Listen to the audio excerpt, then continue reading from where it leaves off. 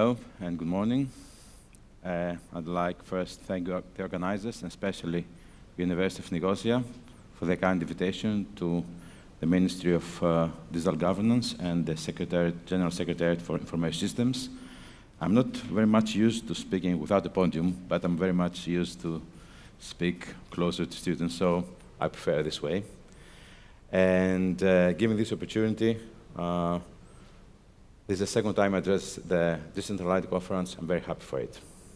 Now, our Secretariat, which is General Secretariat for Information Systems of Greece, is responsible under its new role in the Ministry for, among others, to organize and interoperate all existing public ledgers and registers.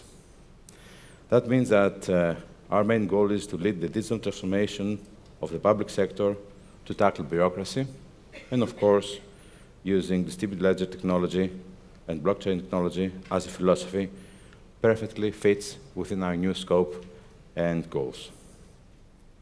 And as you may already know, according to the EU Science Hub, the main benefits of applying blockchain technology in e-government most refers to reducing economic costs, time, and of course complexity, reduction of bureaucracy, discretionary power, and of course corruption in public administration, and of course increased automation, transparency, auditability, and accountability of information. Last, increased trust of citizens and companies in governmental processes and record keeping, and that because of the use of algorithms which are no longer owned and controlled by the state, just by the state, and of course they are well known both to citizens and the government as well. Now, the ongoing blockchain projects across the member states of the EU shows that there is a clear value for EU citizens. These technologies can potentially be used as an infrastructure for exchange information between public administrations. And of course, having that in mind, we grab this opportunity to investigate this almost brand new technology in government and also in Greece. Now, our main trigger towards this is the example of Estonia, where you may already know that blockchain has been in operational use in Estonia registries, such as national health, judicial, legislative, security, and commercial code systems. And furthermore, they are planning to extend its use to other spheres, such as personal medicine and cybersecurity. This is a guide, not as a mandate, of course, for us. Now, a lot of other member states have already set in operation a big number of governmental information systems that make use of DLT and blockchain in general. Now, concerning Greece, on the other hand, there are no such ongoing governmental projects so far. And this is something that we have to admit. But of course, this is an area that we have to pay a lot of attention within the next few years, and of course, achieve some of these benefits already mentioned. Now, we're in the early stages of research in General Secretariat for Information Systems in a number of areas. And these areas so far have been in the area of IoT, the traceability of tobacco products in commerce, traceability and integrity of invoicing systems, and third, the edification and administration of public property. These are ongoing research projects.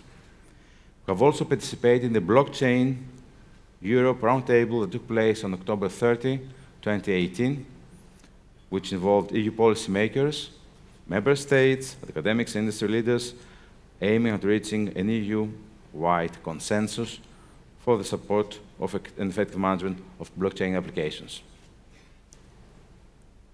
Now, state-of-the-art developments across the EU show that blockchain technology brings incremental rather than fundamental and disruptive changes to the operational capacities of governments. And it's also a conclusion that we've made that we have to choose carefully the best areas to experiment with this technology, and some say that actually we cannot apply DLT to existing information systems, but we have to re-engineer or reinvent them. And this is something that we have to see very carefully. Guidance and knowledge, therefore, sharing is very important to achieve this goal.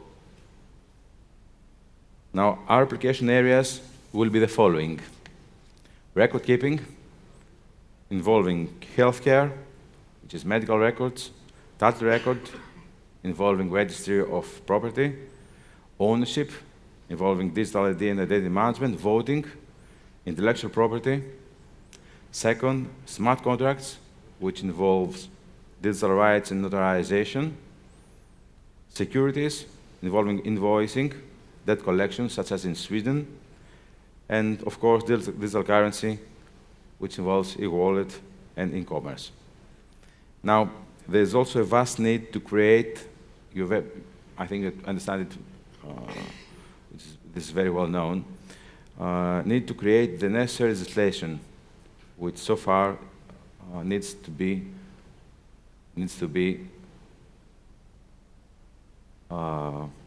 created for supporting the use of distributed ledger technology. In Greece, there is no legislation framework so far, and there are a lot of incompatibilities between blockchain technology and the existing legal and organizational framework. Hence, we have to find the needed policy actions to implement these technologies for the benefit of all citizens, of course, the society in general. Thank you very much for your attention and for the kind invitation of University of Nicosia.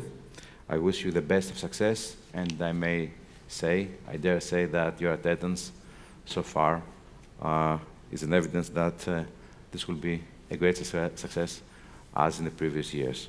Thank you very much.